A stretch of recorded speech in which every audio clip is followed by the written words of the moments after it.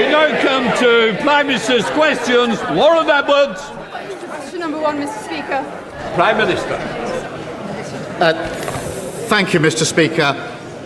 The Southport inquiry report is truly harrowing, and I cannot imagine the pain that it will cause the families of all those affected.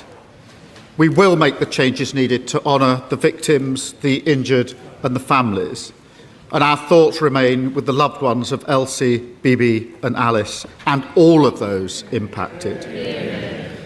Mr. Speaker, today marks 37 years since the Hillsborough disaster, when 97 men, women and children went to a football match and never returned.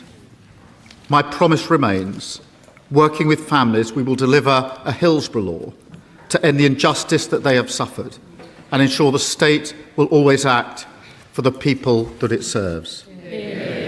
This morning I had meetings with ministerial colleagues and others. In addition to my duties in this House, I shall have further such meetings later today. Thank you, Mr. Speaker. The Prime Minister was right to resist us being drawn into an ill-conceived war in the Middle East with apparently no clear plan for how it may end. And despite the welcome cost of living support he referenced in his statement on Monday, we are all rightly angry that our constituents will feel the impact of this war in their pockets and in their daily lives. Can he outline what steps he is taking both to support our armed forces and to plan for all future contingencies? We all hope for a swift resolution and progress at the summit later this week, but must be prepared for all potential scenarios. Prime Minister. Can I thank my honourable friend, the Royal Engineers in her constituency and all those serving our country at home and abroad. We're proud to be investing a record £9 billion to deliver quality homes that they deserve. We're turning around army recruitment after the party opposite missed targets for 14 years.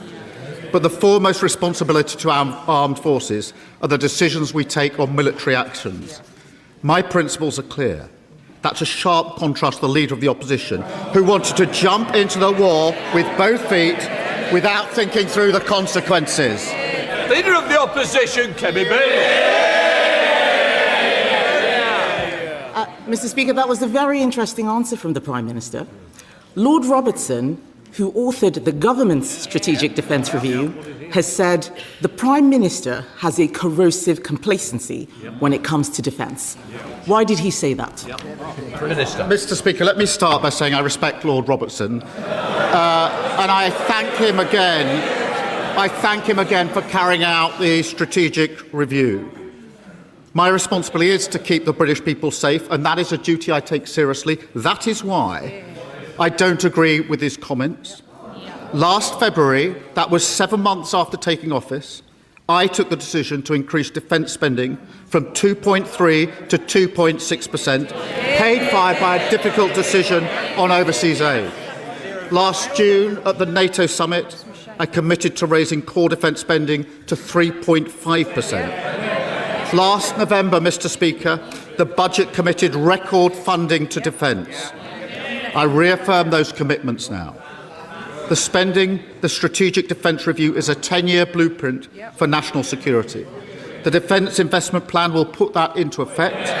It will be published as soon as possible. We need to get it right. We inherited plans that were uncosted and undeliverable, and we're not going to repeat those mistakes.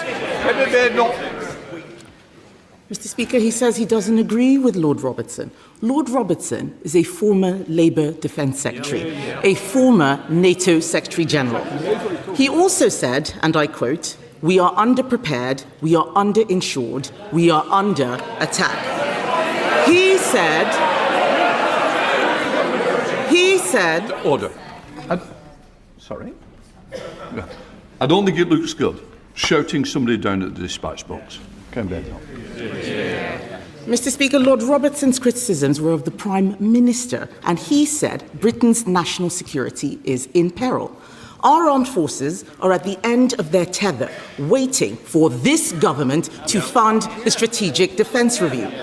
There are still 2 weeks of the parliamentary session left, so why won't the Prime Minister publish the Defence Investment Plan before then? Prime Minister. Mr. Speaker, I remind the House that we put in place the biggest sustained increase in defence spending since the Cold War. Mr. Speaker, let me spell that out. That means we're spending £270 billion over this Parliament. That's £5 billion more this year, with defence funding increasing every year. These are record amounts, Mr. Speaker. Decisions of a Labour Prime Minister, a Labour Chancellor and a Labour government. And what a contrast. When they came into office, defence spending was 2.5%. When they left, it was 2.3%. When they came into office, the army was 100,000. When they left office, 72,000. They cut frigates and destroyers by 25%. They cut mine hunters by 50%. She said at the weekend, our defence is the weakest for 400 years. That is what they left behind. Mr. Speaker, he's talking about the biggest sustained increase. Talking about an increase is not the same as giving an increase. The military and the defence industry want to hear about what he's going to do, not him prosecuting past governments. He promised the Defence Investment Plan would be published. He promised that the Defence Investment Plan would be published last autumn. I asked him at PMQ 6 weeks ago when it would be published. He had no idea. It is now the middle of April. What's the hold-up? Mr. Speaker, I've set out my position. The Defence Investment Plan is the first line-by-line review of defence budgets for 18 years. She talks about talking. If you're going to support and make your country safe, you have to get the right calls on the big issues. She called for us to jump into the war. They can pretend otherwise. I remember walking in, standing here for the first time, saying we would not get drawn into the war, we would not join the offensive, and they all shouted, shame. They remember it. I remember it. They're just embarrassed by it now. A week later, when she realised she'd made a massive error of judgment, she attempted the mother of all U-turns. That didn't work.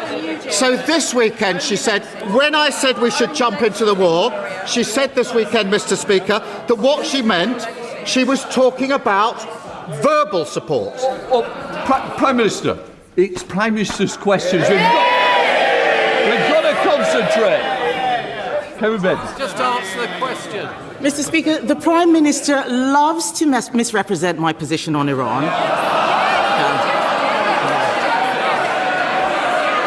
He does. He loves to misrepresent it. Let's stop talking about what I didn't say. Let's start talking about what he isn't doing. Mr. Speaker, you will recall that on Monday, I offered to work with the Prime Minister to identify the welfare savings we need. What did he say? No thanks. Now that Lord Robertson has said, and I quote, "We cannot defend Britain with an ever-expanding welfare budget." Will the Prime Minister think again and work with us to find savings to fund defence? Prime Minister. She was clear in what she was saying. She said we should give verbal support. I suppose that's standing on the side and saying, get in there, good luck, mate, you've got this. Mr. Speaker, that is her approach. We are reforming welfare and spending more on defence. They did neither. The welfare bill rose by £88 billion on their watch. It soared by £33 billion under the Shadow Chancellor's watch. We're fixing it. What did they do? They voted against it. They voted to keep the broken system. So taking advice from the party opposite on reforming welfare and defence spending is like asking Liz Truss how to keep your mortgage down. This is so poor from the Prime Minister. This is Labour MPs are laughing. Labour MPs are laughing, Mr. Speaker. This is a moment of profound national seriousness. And what are they doing? They're promoting sex toys in Parliament. That's what they're doing. Mr. Speaker, it gives a whole new meaning to fiddling while Rome burns. Mr. Speaker, it has been... That's what they're doing, Mr. Speaker. Let's get back to the issue of the Defence Investment Plan and defence spending.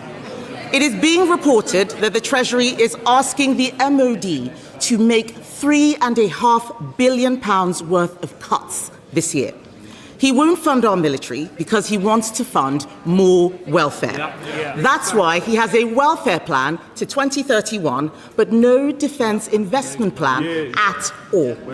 Now that the Chagos surrender deal is dead, will the Prime Minister put the billions saved from ditching Chagos into defence, or is that going into welfare as well? Prime Minister. Mr. Speaker, we are spending more on defence. Record amounts on defence. £270 billion in this Parliament, £5 billion extra. And she talks about the Chancellor. It's because of the decisions of this Chancellor we've got the biggest boost to defence spending since the Cold War. We've also got the biggest pay rise for our armed forces for over 20 years. We've also got the biggest investment in military housing for over half a century. What did they do at the budget? They voted against all of that. That sounds like he doesn't want to spend the Chagos money on defence. Well, Mr. Speaker, Labour MPs will know Lord Robertson, a former Defence Secretary, a former NATO Secretary General. He is Labour through and through. They all need to think about why he stuck his head above the parapet. I went through the Strategic Defence Review with Lord Robertson last year. The Lib Dems and Reform refused to meet him. No other party is taking this seriously. So, Mr. Speaker, I want to ask the Prime Minister a very specific question. In January 2024, Conservatives approved an upgrade of destroyers like HMS Dragon so they can better intercept ballistic missiles. In July 2024, the Prime Minister paused that plan. Will he immediately approve and fund that critical upgrade now? Prime Minister. Mr. Speaker, the Dragon was commissioned by a Labour government, as it happened. But she stands and says, please forget the fact that we hollowed out the armed forces. Please clear up our mess. I went to the Gulf last week and thanked our armed forces for protecting British lives. She said we should have jumped into the war without thinking about the consequences. Then said, oh no, we shouldn't be in the war the next week. Now she says, what I meant was we should give verbal support. Order. The front bench, I expect them to be quiet here. I also expect it, but it's the same people. I suspect next week you won't be in for PMQs if it carries on. Prime Minister. In addition to saying her position is we should just say to Americans, get in there, she insulted our armed forces, Mr. Speaker, saying that they were just hanging around. These were pilots who, within 2 hours of this conflict, were up, risking their lives, taking missiles out of the sky. And she insulted them. And she's never apologised for that. She said a few weeks ago that serious times call for serious people. She is not one of them. Ian Byrne. Thank you, Mr. Speaker. As the Prime Minister said, 37 years today, 97 innocent children, women and men went to a football match and were unlawfully killed at the hands of a corrupt state. I was at Hillsborough and I was one of the lucky ones who survived and walked away. As parliamentary lead to the Hillsborough law, I stand here with a huge sense of obligation to the 97, all the families, including my constituent Debbie Matthews, every survivor and every victim of a state cover-up, who were all part of this collective campaign. There are signs of progress after last night's government concessions, but we've heard this before. Prime Minister, this is your responsibility. It is within your power to take control of this process and make good on your promise to deliver this legislation. So will you commit today to ruling out any carve-out for security services and finally delivering a full Hillsborough law worthy of the name, or will they be failed by the state once again? Prime Minister. Well, I know, as my honourable friend has just said, that he himself was at Hillsborough. And can I thank him for his decades of campaigning for justice. I am personally committed to working with the families to get this bill right. It is integral that their views are heard. We're discussing this precise issue with the families, and we'll make sure that he is fully updated. I reaffirm my commitment to delivering the legislation, to ensuring the duty of candour applies to all public servants. Fred David, Leader of the Liberal Democrat. Thank you, Mr. Speaker. Can I echo the words of the Prime Minister about the Southport inquiry and also the 37th anniversary of the Hillsborough tragedy? Our thoughts are with all the families affected and the survivors, and I hope he will deliver on the Hillsborough law. Today, Mr. Speaker, also marks the 3rd anniversary of the start of the devastating civil war in Sudan. I hope he will recommit to real action in the face of the world's greatest humanitarian catastrophe. Mr. Speaker, in a phone call with Sky News last night, President Trump has threatened to rip up his trade deal with the UK as punishment for us not joining his idiotic war in Iran. Mr. Speaker, this must be the last straw. Surely the Prime Minister can't send our King to meet a man who treats our country like a mafia boss running a protection racket. Minister. Can I join him in his comments about Sudan? We often overlook the fact this is the greatest humanitarian crisis facing the world at the moment. My position on the Iran war has been clear from the start. We're not going to get dragged into this war. It is not our war.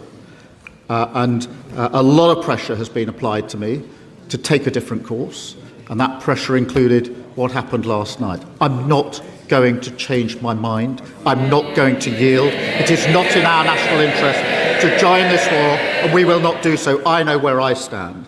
Mr. Speaker, in relation to the King's visit, the purpose of the visit is to mark the 250th anniversary of relations and independence, obviously, of the US. The monarchy is an important reminder of the long-standing bonds and enduring relationship between our two countries, which are far greater than anyone who occupies any particular office at any particular time. Sir Ed Davey. Mr. Speaker, President Trump is one of the most unpredictable people we have seen on the world stage, and I hope he does not embarrass our monarch. But moving on, Mr. Speaker, last year the Prime Minister claimed he'd done some special deal, so Brits will be able to sail through e-gates at EU airports. But that's not the experience of families returning from holiday this week. Long queues at borders and passport controls are the latest symbol of the Brexit disaster. But they're also a symbol of this government's failure to repair that damage. So will the Prime Minister apologise for misleading British travellers? And can he tell them when they will be able to sail through passport control? Prime Minister. Mr. Speaker, I've made it very clear that I think our national interest lies in close relationship with the EU on defence, security, energy and the economy. And I was very pleased that at last year's summit we did negotiate an agreement on e-gates, and we're pushing hard on that. We have another summit this year where I intend not just to make good on what we've already agreed, but to go closer to the EU in the relations that we have. Joe White. Thank you, Mr. Speaker. I was promised Prime Minister questions, a meeting with the Prime Minister for myself and Arsenal hero Michael Thomas. We are still waiting, and I cannot back down. Not just have working class footballers and others lost hundreds of millions to financial mis-selling, but the V11 group is still being pursued by HMRC for tax on money that they have never had. The Post Office and other injustices have been actioned. Why not the V11? Prime Minister. Can I thank her for her dedicated campaigning on this really important issue? I have met Michael Thomas and heard his experiences, and I share her concern about young, predominantly working class people being exploited. I do want to make progress as quickly as possible. I've asked the Chief Secretary to meet the V11 group on what further steps the government can take to support these affected, and I'll make sure that that's reported back to her so she's fully updated on what's going on. Saoirse Eastwood. Thank you, Mr. Speaker. Mr. Speaker, 2 years ago, people voted for change. But what have they got? More of the same. Yep. But it hasn't been them that have let down their end of the bargain. My constituents are working themselves to the bone. And let's be absolutely clear, they are working and still having to claim benefits. There's not a single section of society, whether it's farmers, care workers, students, you name it, they have been let down. And I don't want that to be the case. We need to show that this House works for them, because actors will step into that space. People would love nothing more than our democracy to be toppled, because we cannot show our people a better way of life. We used to say to people, if you work hard, you get on in life. That hasn't been the case for years. Will this government now change economic and fiscal course and deliver for people in the worst cost of living crisis? Prime Minister. Mr. Speaker, wages are going up higher in the first year of this Labour government than they did in the 10 years of the party opposite being in power. We've taken the decision at the budget to cut energy bills across the country. I was in Northern Ireland, as she knows, just a few weeks ago, making the announcement about heating oil, which is obviously a huge concern in Northern Ireland, hearing what people had to say, putting in place £53 million. The authorities in Northern Ireland will administer that, but we're looking more widely at what we can do. Jonah Goldfleet. Thank you, Mr. Speaker. Under this government, George Eliot Hospital in my constituency is thriving, rapidly soaring up league tables, ending corridor care, and now welcome an expansion to our community diagnostic centre with a new breast cancer diagnosis unit. Yet the same staff delivering this life-saving care for Nuneaton are suffering horrific abuse, much of which appears to be racially motivated. The staff I've met believe that right-wing marchers who don't even live in my town doing Nazi salutes on our high street are fanning the flames of hatred towards their colleagues. Will the Prime Minister join me in condemning acts of violence against the dedicated staff at George Eliot and join me in celebrating their achievements, possibly with a visit to our CDC to see their excellent work and show their deep gratitude for their service and resilience? Mr. Speaker, let me be clear. Violence against our NHS staff is despicable. And we're introducing a new offence to protect emergency workers from harassment. In terms of the congratulations, can I thank all our hard work of our NHS staff who've delivered 5 million extra appointments in our first year in government. Mr. Speaker, we're going further. This week we've announced 36 new and expanded community diagnostic centres across the country, including expanded services in Nuneaton. That's the difference a Labour government makes. Gregory Campbell. Thank you, Mr. Speaker. Prime Minister, there is severe hardship being experienced by businesses, consumers and families right across the United Kingdom. Not just normal cost of living costs, but fuel costs is exceptionally high and getting higher. There are protests being organised as we speak for next week. Prime Minister, we need action delivered as quickly as possible in order to ensure that these protests don't escalate out of control and people see that politics matters, governments listen and take action rather than just offer words.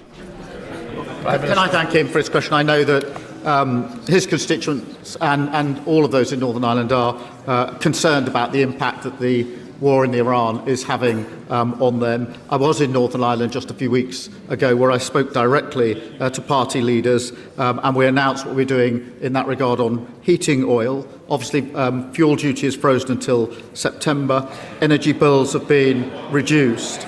And we've also made it clear that we wouldn't tolerate profiteering or unfair practices, which was a particular concern raised with me when I was over in Northern Ireland.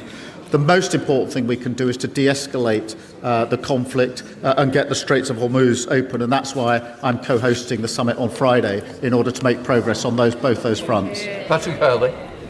Thank you, Mr. Speaker. I'd like to thank the Prime Minister firstly for his words earlier in relation to the horrific attack in my constituency and also for the work that the government is now doing as a result. The families affected do not want their lives to be defined by the attack, and we must not allow my great town to be defined by it either. That's why I'm asking for the Prime Minister's help to ensure that my town's best days lie ahead of it. My council is helping to bring empty town centre properties back into residential use. It's a much-needed corrective after years of decline and neglect from the previous government. But more needs to be done.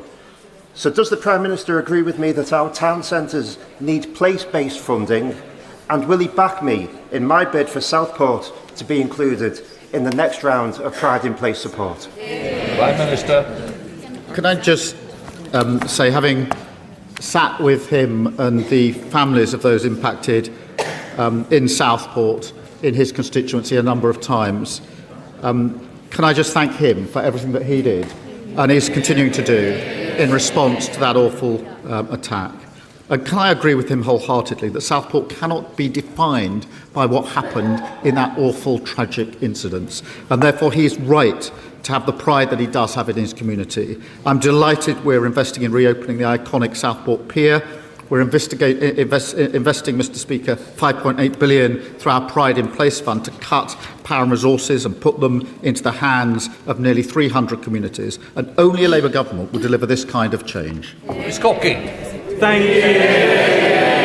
Thank you, Mr. Speaker. Welfare spending is set to rise by another £70 billion by 2030. And the last time I asked the Prime Minister about this, he said he was mending the system. Well, since then, Mr. Speaker, this disastrous Labour government have raised taxes on working people to give even more to those who don't. The people I speak to across Broxbourne think that this Labour government are taking them for mugs. So what does the Prime Minister say to working people across this United Kingdom who are being asked to pay more and are getting less?